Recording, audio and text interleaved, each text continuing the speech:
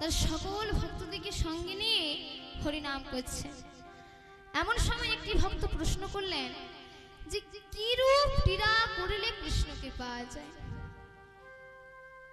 তখন একজন ভক্ত বলছে, ইতনা মিন সে হরে মিলতা পানি মে জন্তু হ্যায়, যারা জলে বাস করে তারাই নাকি হরিকে পায়। তখন একজন ভক্ত বলছে, নেহি নেহি, জলে তো অনেকেই বাস করে, যেমন হাঙ্গর, কুমির, মৎস্য, ভেক ইত্যাদি অনেক প্রাণী তো বাস করে, তারা কি হরিকে পেয়ে গেছে? পাই না। তখন একজন ভক্ত বলছে, ফলমূল খান কো হরি মিলতা, মানে যারা ফলমূল খেয়ে থাকে তারাই হরিকে পায়। তখন আরেকজন ভক্ত বলছে, নেহি নেহি, ফলমূল তো অনেকেরাই খেয়ে থাকে, যেমন বাঁদর, বানর, কত পক্ষীরাও তো খেয়ে থাকে, তারা কি হরিকে পেয়ে গেছে? পাই না। তখন আরেকজন ভক্ত বলছে, স্ত্রী ছোড় কো হরি মিলতা, যারা স্ত্রী সহবাসে যায় না তারাই হরি। তখন আরেকজন ভক্ত বলছে, নেহি নেহি, বহুত রাহে খোঁজা, যারা হিজড়ে নপুংস তারা তো স্ত্রী সহবাসে যায় না, তারা কি হরিকে পায় না? তারা কি হরিকে পেয়ে গেছে? পায় না।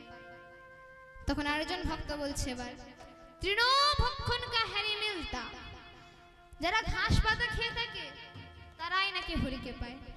তখন আরেকজন ভক্ত বলছে, নেহি নেহি, ঘাস পাতা তো অনেকেরাই খেয়ে থাকে, যেমন গরু, ছাগল, মোষ, ভেড়া ইত্যাদি প্রাণীরাই তো খেয়ে, তারা কি হরিকে পেয়ে গেছে? পাই না। তখন একজন দামি লোক বলছে, আরে তোমরা থামো, তোমাদের কোনো কথাই ঠিক হয় না, আমি বলছি তোমরা শোনো, দুগ্ধ বিন কা হরি মিলতা বহুত বৎসর। আরেকজন কি ভক্ত বলছে, যারা দুগ্ধ পান করে তারাই নাকি হরিকে পায়।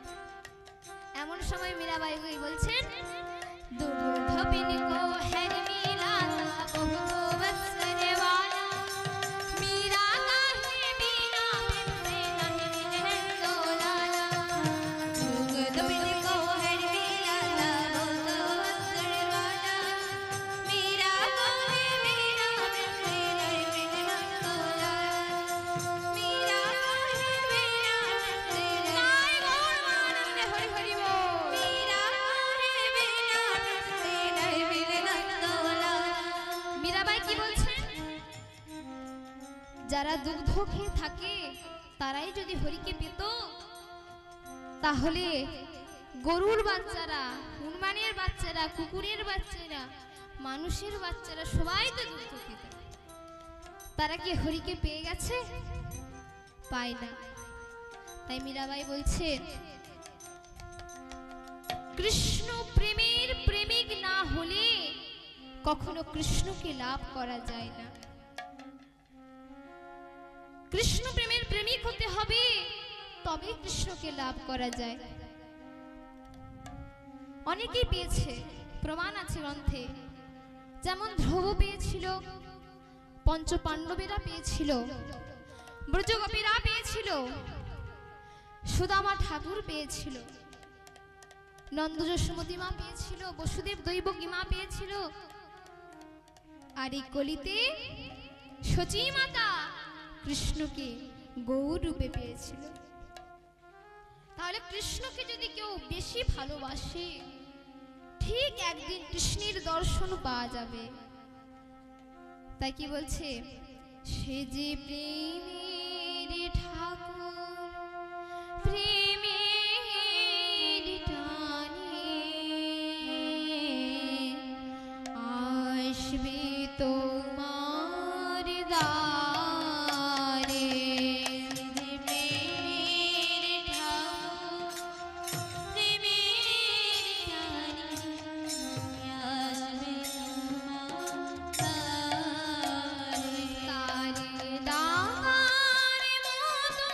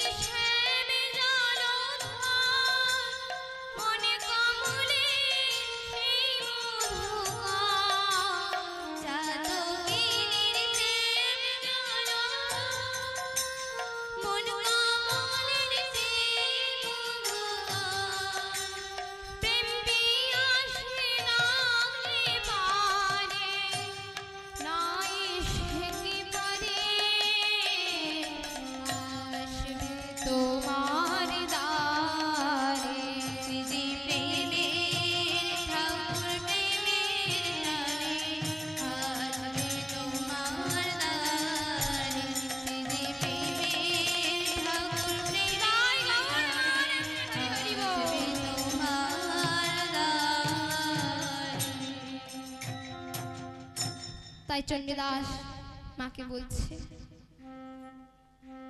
আমার প্রেমের গুরু কে মা? মা বললেন, তোর প্রেমের গুরু হচ্ছে রামমণি রজকিনী। আচ্ছা, আমার প্রেমের গুরুর বাড়ি কোথায়? তোর প্রেমের গুরুর বাড়ি হচ্ছে বাঁকুড়া জেলার ছাদনা গ্রামে। ধোপার মেয়ে, পিতা মাতার নাম জানা যায় না। জন্মের পূর্বে পিতার মৃত্যু হয় আর প্রসব করে মাতারও মৃত্যু হয়। অসহায় শিশু কন্যাটিকে গ্রামের লোকেরা মানুষ করে 9 বছর বয়সে বিবাহ দিলেন। এমনই ভাগ্যহীনা বাসর ঘরে তার স্বামীও মারা গেল। তার থেকে গ্রামের লোকেরা বলতে থেকে, এ মেয়ে কুলক্ষণা, এ গ্রাম থেকে তাড়িয়ে দাও, নইলে এ গ্রামের ক্ষতি হবে, এ গ্রামের অমঙ্গল হবে। তার যখন 12 বছর বয়স হলো, সে তখন কাপড় কাচা শিখল। 16 বছর বয়সে সে দেখতে অপূর্ব সুন্দরী হলো। তাহার রূপে অনেকেই মুগ্ধ হলো। এবার চণ্ডীদাস রামমণি তাই বিপদে পড়ে মাকে ডাকছে। তাই রামমণির কাতর প্রার্থনা শুনে মা দৈববাণী করে বলছে, রামমণি, তুই এই ছাদনা ত্যাগ কর। নানুরে, তোর মাসতুতো দাদা হারাধর রজকের কাছে যা, গেলে তুই আশ্রয় পাবি। রামমণি ঠিক গভীর নিশীথে ছাদনা ত্যাগ করে নানুরে উপস্থিত হলেন। হারাধর রজকের দ্বারে গিয়ে ডাকে, দাদা বাড়িতে আছো? তখন হারাধর রজক দ্বার খুলে বলছে, কে তুই বোন? রামমণি বলে, আমায় চিনতে পারলি না? আমায় তুমি চিনতে পারছো না? আমি তোমার হতভাগিনী বোন রামমণি। ও, তবে যে শুনেছিলাম তোর বিবাহ হয়েছিল, কিন্তু বাসর ঘরে তাকেও খেয়েছি, তার মৃত্যু হয়েছে। তাই আমি কোনো আশ্রয় না পেয়ে তোমার কাছে ছুটে এসেছি। একটু আশ্রয় দেবে দাদা তোমার এই হতভাগিনী বোন রামমণিকে? তখন হারাধনের স্ত্রী চাঁপা ছুটে এসে বলছে, ওরে রামমণি, আমি তোকে আশ্রয় দেব, আয়। এই বলে রামমণিকে বাড়ির ভেতরে নিয়ে গেলেন। বাড়ির ভেতরে নিয়ে গিয়ে নিজের শাড়ির আঁচল দিয়ে রামের চোখের জল মুছে দিয়ে বলছে, কাঁদিস নি রামমণি, কাঁদিস নি, আমাদের বাড়িতেই তুই থাকবি, তোকে আর কোথাও যেতে হবে না। এভাবে কয়েক মাস থাকার পর রামমণি বৌদিকে বলছে, বৌদি, আমাকে না এভাবে আর বসে খেতে ভালো লাগছে না। এর থেকে বরং তুমি আমাকে কিছু কাজ দাও, তাহলে আমার মনটা ভালো থাকবে। রামমণিকে বলছি, তুই কাজ জানিস? আমি সব কাজ জানি, বলো না আমায় কি করতে হবে। তাহলে এই সাদা কাপড়টায় দাগ বসা দেখি কেমন পারিস। তাই যে রামমণি আঠাযুক্ত কালি নিয়ে ওই সাদা কাপড়ে দাগ বসাতে যাবে, অমনি টপ করে একটু কালির ফোঁটা সাদা কাপড়ে পড়ে গেল। বৌদি বললেন, যা, কাপড়টা নষ্ট করে দিলি তো, আমি বললাম তুই পারবি না। রামমণি বলেন, না বৌদি, নষ্ট হবে কেন? সাদার উপর কালোর টিপ কেমন মানিয়েছে দেখো। সাউদার কোলে কানের টিপে সেজেছে ভালো, সেজেছে ভালো, সাউদার কোলে কানের টিপে সেজেছে ভালো, সেজেছে ভালো, আধার প্রাণে আলোর শিখা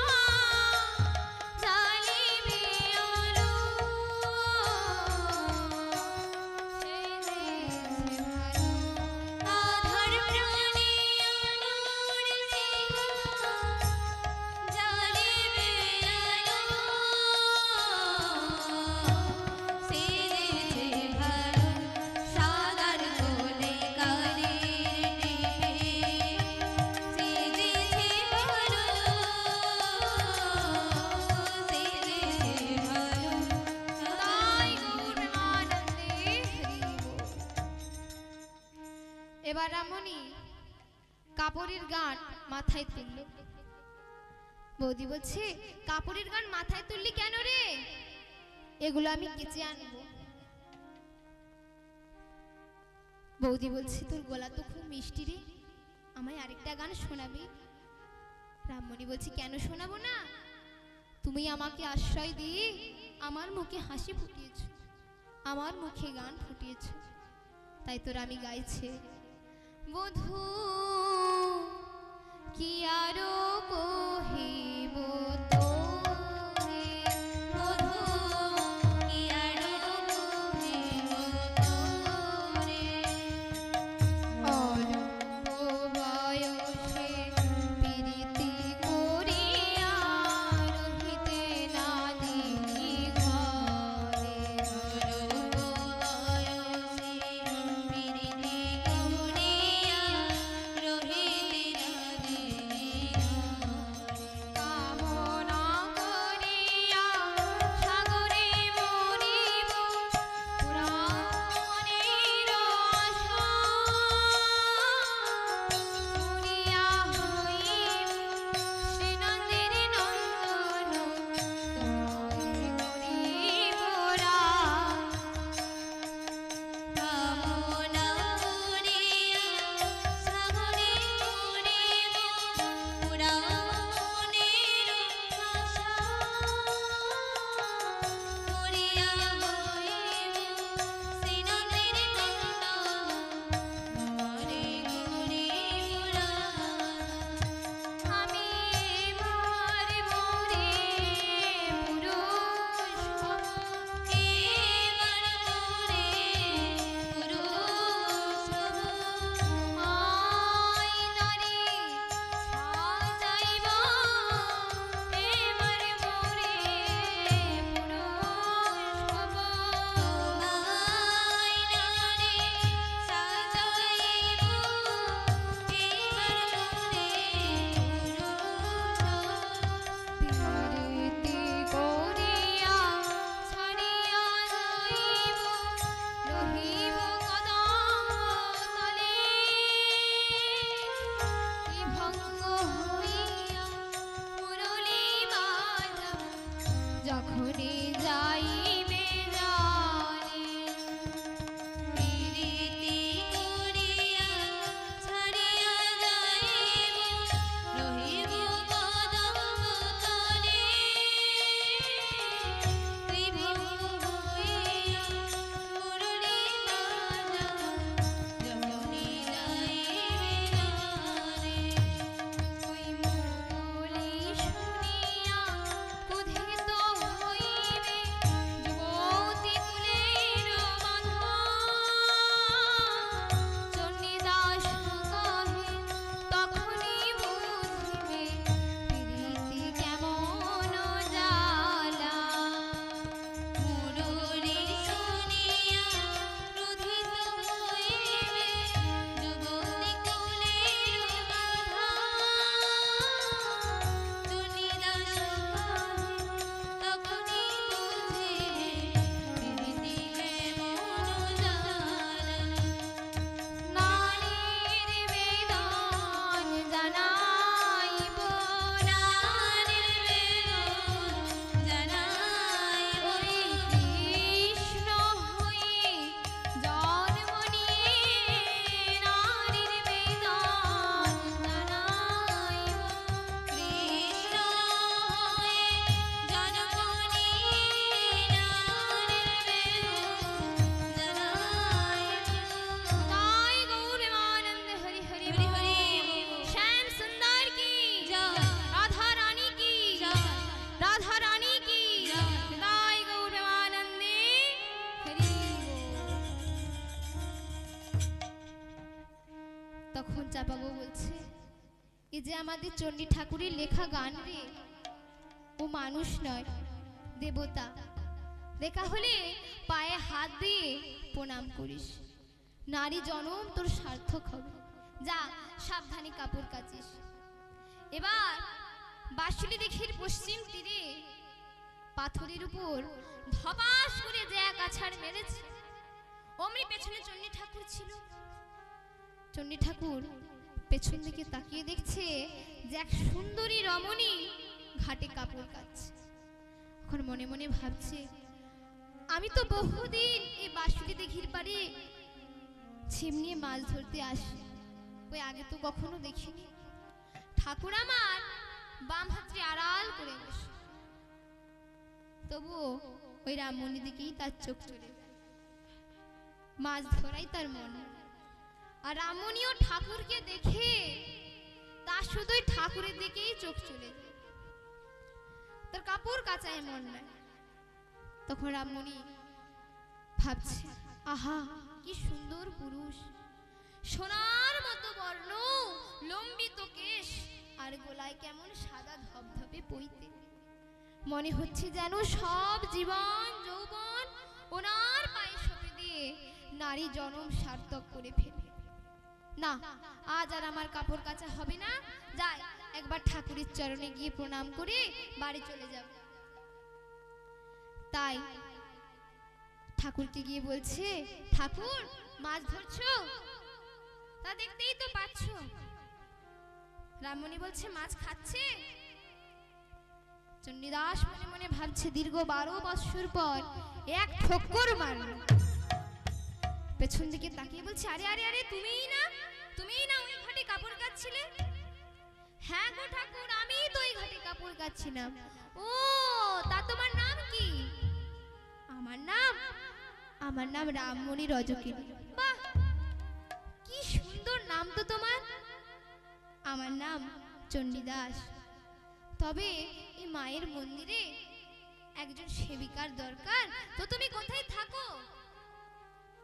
আমি এই গ্রামে হারাধর রজক আমার মাস্তুতো দাদা হয়, আর তার স্ত্রী চাপা আমার বৌদি হয়, আমি তার কাছে থাকি।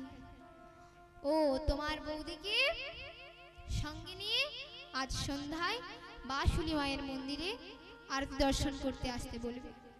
তোমার বৌদির সঙ্গে আমার কিছু কথা আছে। তখন রামমণি বলছে, ঠাকুর একটা কথা বলবো? বলো না। ঠাকুর, তোমার পায়ে প্রণাম করলে তোমার জাত যাবে না তো? চণ্ডীদাস বলছে, আমি কি বলি জানো? শোনো রে মানুষ ভাই, সবার উপরে মানুষ সত্য, তাহার উপরে সবার উপরে মানুষ সত্য, তাহার উপরে কেউ নাই। কারণ মানুষের সাধন ভোজন করতে পারে, তাই মানুষের গর্ভে স্বয়ং ভগবান অবতার হয়ে আসে। তাই বলছেন, বেশ তো, আমার চরণে প্রণাম করলে তোমার যদি ভালো লাগে তুমি পায়ে হাত দিয়ে প্রণাম করো। তখন রামমণি নত মস্তকে প্রণাম করলেন, সম্মান প্রাণ চণ্ডী ঠাকুরের চরণে সঁপে দিলেন। ঠাকুর বললেন, তাহলে কিন্তু মনে রেখো, আজ সন্ধ্যায় অবশ্যই তোমার বৌদিকে সঙ্গে নিয়ে এই বাঁশুড়ি মায়ের মন্দিরে আরতি দর্শন করতে এসো। রামমণি বলছে, তাহলে এখন আমি বাড়ি যাই, আজ সন্ধ্যায় বৌদিকে সঙ্গে নিয়ে এই বাঁশুড়ি মায়ের মন্দির আরতি দর্শন করতে আসবো। তাই রামমণি বাড়ি গিয়ে চণ্ডী ঠাকুরকে কথা চাপা বৌদিকে বলছে। বৌদি বৌদি, জানো আমি ঘাটে কাপড় কাচতে গিয়ে না চণ্ডী ঠাকুরকে দেখেছি, পায়ে মাথা দিয়ে প্রণামও করেছি। ঠাকুর বললেন, তোমার নাম? আমি বললাম, আমার নাম রামমণি রজকিনী। তা শুনে ঠাকুর বললেন, তোমার পরিচয় কি? আমি বললাম, এই গ্রামে হারাধর রজক আমার মাস্তুতো দাদা হয়, তার স্ত্রী চাপা আমার বৌদি হয়। তা শুনে কি বলেছে জানো? কি বলেছে? তোমাকে সঙ্গে নিয়ে আজ যেন আমি বাঁশুড়ি মায়ের মন্দিরে আরতি দর্শন করতে যাই। আরো বলেছে, আমাকে দিয়ে মন্দিরে ঝাড় দেয়া, বাসন ধোয়া, এই সব কাজ দেবে। তখন রামমণি চাপা বইয়ের গলায় জড়িয়ে ধরে বলছে, বৌদি এই কথাটা তুমি আর না করো না, আমি মন্দিরে থাকবো, আমার এই দুঃখের জীবনটা সুখময় হয়ে উঠবে, আমার নারী জনম সার্থক হবে। অল্প বয়সে তো বৈধব্য হলাম, কেন যে হলাম কথা বলতে বলতে রামমণি দু চোখ জলে ভরে গেল। তখন চাপা বউ নিজের শাড়ির আঁচল দিয়ে রামের চোখের জলটা মুছিয়ে দিয়ে বলছে, কাঁদিস নে বোন, কাঁদিস নে। আমি তোকে সঙ্গে নিয়ে আজ সন্ধ্যায় বাসুলি মায়ের মন্দিরে আরতি দর্শন করতে যাব। আর দেখতে দেখতে সন্ধ্যা নেমে এলো। এবার রামমণি সেই বৌদি ঘরে সন্ধ্যাবাতি জ্বালিয়ে এবার রামমণিকে সঙ্গে নিয়ে চলেছে বাসুলি মায়ের মন্দিরে। বাসুলি মায়ের মন্দিরে গিয়ে দেখছে যে চণ্ডী ঠাকুর পঞ্চপ্রদীপ প্রজ্বলিত করে ঘণ্টা নাড়াচ্ছেন। আর এমন সময় রামমণি আর চাপা বউ এসে সংকীর্তনে উলুধ্বনি করছে। এবার সব ঝাঁঝগুলি সমাপ্ত হলো। আরতি শেষে চণ্ডী ঠাকুর পেছন দিকে তাকিয়ে দেখছে যে চাপা বউ আর রামমণি এসেছে। প্রসাদ, এই বলে দুজনকেই প্রসাদ দিল। তখন বৌদিকে বলছে, বৌদি আমি যা বলেছি তা তোমাকে কি রামমণি বলেছে? হ্যাঁ, তা আমি তো সবই শুনলাম, কিন্তু আমি ভাবছি তোমার বয়স 24 বছর আর আমার রামমণির বয়স মাত্র 17 বছর। এই বয়সে তোমরা যদি একসঙ্গে থাকো তাহলে লোকে যদি নিন্দে করে তাহলে তুমি আমার রামমণিকে ত্যাগ করবে না তো? চণ্ডীদাস বলছে, যত বিপদই আসুক না কেন আমি রামমণিকে ত্যাগ করব না, করব না, করব না। আমি তো সত্য করে বললাম। তাই চাপা বউয়ের কথা শুনে রামমণি বাড়ি চলে গেলেন। তাই রামমণি সেখানেই থাকে। আর রামের জমিদার দুর্লভ রায় রামের সেই রূপ যৌবন দেখে রামীকে ধরে আনবার জন্য ভৈরব নামে কাপালিক আর নায়েবকে পাঠালেন রামমণিকে ধরে আনবার জন্য।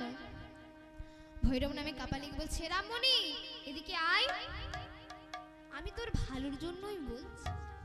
ওই পূজা কলা খা ব্রাহ্মণের কাছে থেকে তোর কি লাভ? তুই আমাদের সঙ্গে পালিয়ে চল। আমাদের রাজা দুর্লভ রায় তোকে সোনায় মুড়িয়ে দেবে, তোকে রাজ রানী করে রাজ সিংহাসনে বসিয়ে রাখবে। তুই আমাদের সঙ্গে পালিয়ে চল। রামমণি বলেন, ছি ছি ছি, ফিরে যান, বেরিয়ে যান এখান থেকে। তখন নায়েব বলছে, এর ভালো কথাই কাজ হবে। ভৈরব নামে কাপালিককে বলেন, যাও তুমি চণ্ডী ঠাকুরকে টানতে টানতে হাড় কাটে গলিয়ে দাও। তখন সেই ভৈরব নামে কাপালিক চণ্ডী ঠাকুরকে টানতে টানতে হাড় কাটে গলিয়ে দিল।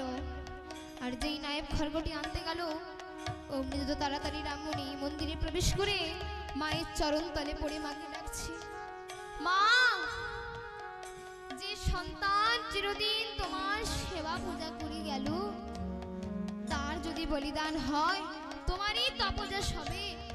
আর তুমি যে আছো তা কেহ বিশ্বাস করবে না। তুমি তোমার পূজারীকে রক্ষা করো।